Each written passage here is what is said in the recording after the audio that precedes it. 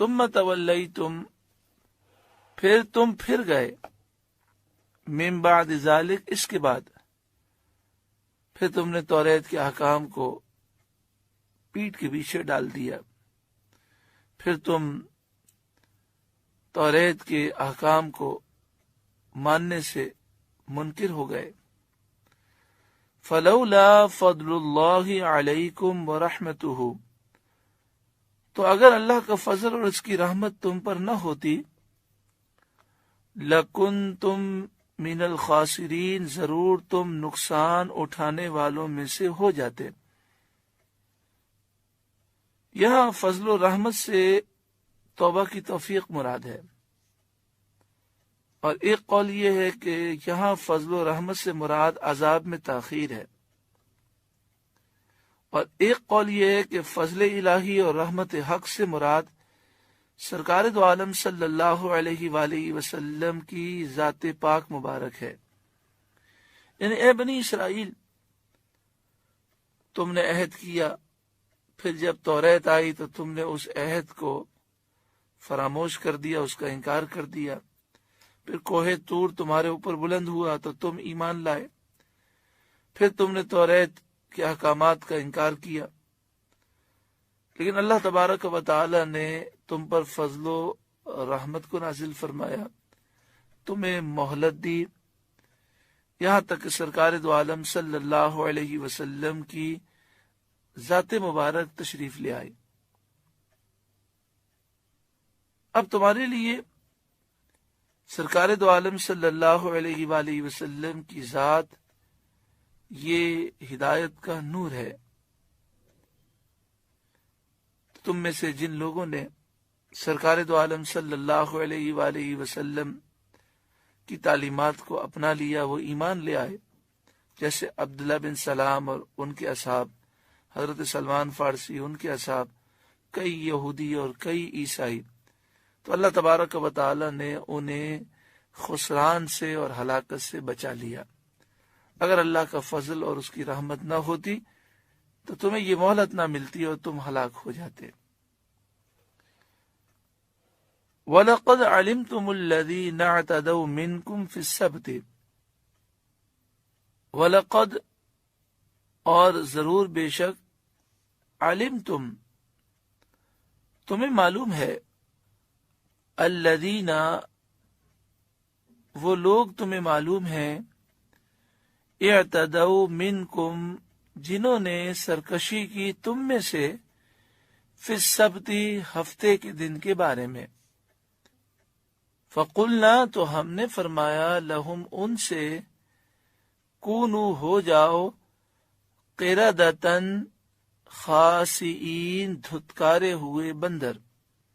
اس کا واقعہ یوں ہے کہ شہر ایلا میں بنی اسرائیل آباد تھے، انہیں حکم تھا کہ ہفتے کا دن عبادت کے لیے خاص کر دیں، اور ہفتے کے دن شکار نہ کریں، دنیاوی مشاغل کو چھوڑ دیں۔ ان کے گروہ نے یہ چال کی کہ جمعے کو دریا کے کنارے کنارے بہت سے گڑھے یہ کھودتے، اور ہفتے کی صبح کو دریا سے ان گڑھوں تک نالیاں بنا لیتے، جس کے ذریعے پانی کے ساتھ آ کر بہت ساری مچھلیاں گڑھوں میں قید ہو جاتی۔ اتوار کو انہیں نکالتے اور کہتے، ہم مچھلی کو پانی سے ہفتے کے دن نہیں نکالتے۔ انہوں نے ایک ناجائز ہیلا کیا، ناجائز تدبیر کی۔ ہفتے کے دن شکار منع تھا، لیکن ہفتے کے دن مچھلیاں بہت زیادہ آ جاتی تھیں، تو انہیں لالچ پیدا ہوا، انہوں نے گڑھے کھودے اور ان گڑھوں اور دریا کے درمیان نالیاں بنا لی۔ ہفتے کا دن آتا تو ان نالیوں سے پانی گڑھوں میں جمع ہو جاتا، اور پھر نالیوں کو منہ بند کر دیتے، تو اس پانی کے ساتھ جو مچھلیاں آئی ہوتی وہ گڑھوں میں قید ہو جاتی، پھر اتوار کے دن ان گڑھوں سے نکال لیتے۔ یہ انہوں نے ناجائز ہیلا 40 سال یا 70 سال تک انہوں نے کیا۔ جب حضرت داؤد علیہ السلام کی نبوت کا عہد آیا، آپ نے انہیں سے منع کیا، انہیں سمجھایا کہ گڑھوں میں قید کرنا ہی شکار ہے، اور یہ گڑھوں میں تم انہیں قید کرتے ہو ہفتے والے دن، تو تم ہفتے کے دن شکار کرنے والے ہوئے، اس سے باز آ جاؤ ورنہ عذاب میں گرفتار کیے جاؤ گے۔ وہ باز نہ آئے تو حضرت داؤد علیہ السلام نے دعا کی، اللہ تعالیٰ نے ان لوگوں کو بندروں کی شکل میں مسخ کر دیا، عقل اور حواس تو ان کے باقی رہے مگر بولنے کی قوت ختم ہو گئی، بدن سے بدبو نکلنے لگی۔ اپنے اس حال پر روتے روتے 3 دن میں سب ہلاک ہو گئے، ان کی نسل باقی نہ رہی۔ یہ 70,000 کے قریب تھے۔ بنی اسرائیل کا دوسرا گروہ جو 12,000 کے قریب تھا، انہیں اس عمل سے روکتا تھا۔ جب یہ نہ مانے تو انہوں نے ان کے اور اپنے محلوں کے درمیان دیوار بنا کر علیحدگی کر لی، ان سب نے نجات پائی۔ بنی اسرائیل کا ایک تیسرا گروہ تھا، اس نے دیکھا کہ یہ مانتے ہی نہیں ہیں، تو پھر انہوں نے نصیحتیں کرنا چھوڑ دیا تھا، خاموش ہو گئے تھے۔ اب ان کے بارے میں یہ اختلاف ہے کہ کیا وہ بچ گئے یا وہ عذاب کا شکار ہوئے۔ صحیح تحقیق یہ ہے کہ اللہ تعالیٰ نے انہیں بھی نجات عطا فرمائی۔ یعنی بنی اسرائیل کے اس گروہ کے 3 طبقے تھے، ایک تو وہ 70,000 جو ناجائز ہیلا کرتے تھے وہ ہلاک ہوئے، اور باقی 2 گروہ تھے، ایک نیکی کا حکم دیتا تھا، برائی سے روکتا تھا، اور دوسرا نیکی کا حکم دے چکا، برائی سے وہ روک چکا، لیکن جب اس نے دیکھا کہ یہ اب مانتے ہی نہیں ہیں تو پھر انہوں نے خاموشی اختیار کی۔ تو چونکہ وہ بھی نیکی کا حکم کا حق ادا کر چکے تھے تو اس وجہ سے دونوں گروہوں کو اللہ تبارک و تعالی نے نجات عطا فرمائی۔ اس واقعے میں بہت سی نصیحتیں ہیں۔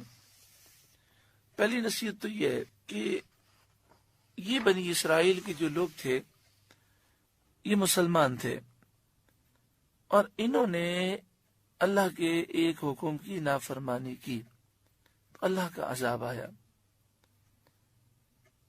حکم یہ تھا کہ ہفتے کے دن شکار نہیں کرنا، انہوں نے ایک اس کا ناجائز ہیلا نکالا اور وہ برباد ہو گئے۔ قرآن پاک کی اس آیت میں عبرت ہے ہر اس شخص کے لیے جو قرآن پاک کو مانتا ہے۔ مومن کو چاہیے کہ وہ گناہ نہ کرے، کہ گناہ کی نحوستیں انسان کو برباد کر دیتی ہیں۔ دوسری چیز، نیکی کا حکم دینا، برائی سے روکنا ضروری ہے، چاہے کوئی نہ مانے پھر بھی یہ عمل جاری رکھنا چاہیے۔ اور تیسری چیز، انہوں نے بیچ میں دیوار کھینچ لی، انہوں نے بستی اپنی الگ کر لی کہ بھئی تم اللہ کے نافرمان ہو، ہم تمہیں سمجھاتے ہیں تم مانتے نہیں ہو، تو کہیں تم پر جو عذاب آئے اس میں ہم گرفتار نہ ہو جائیں۔ تو انہوں نے ایک دیوار کھینچ لی اور انہوں نے اپنے گھر دوسری طرف کر لیے۔ تو اس سے معلوم یہ ہوا کہ جو اللہ کی نافرمانی کرنے والے ہوں، دین کے باغی ہوں، ان سے نیک لوگوں کو دوری اختیار کرنی چاہیے۔ ہاں، اس دیوار کے بیچ میں انہوں نے ایک دروازہ رکھا تھا، اس دروازے کے ذریعے یہ جاتے تھے اور انہیں نیکی کا حکم دیتے تھے، برائی سے روکتے تھے، انہیں سمجھاتے تھے۔ تو ایسے لوگوں کو سمجھانا تو چاہیے، مگر پھر ان سے دوری اختیار کرنی چاہیے کہ کہیں ان کے برے اعمال کی وجہ سے ہم بھی برے اعمال میں مبتلا نہ ہو جائیں۔ اللہ تبارک و تعالی ہم سب کو عمل کی توفیق اور سعادت نصیب فرمائے۔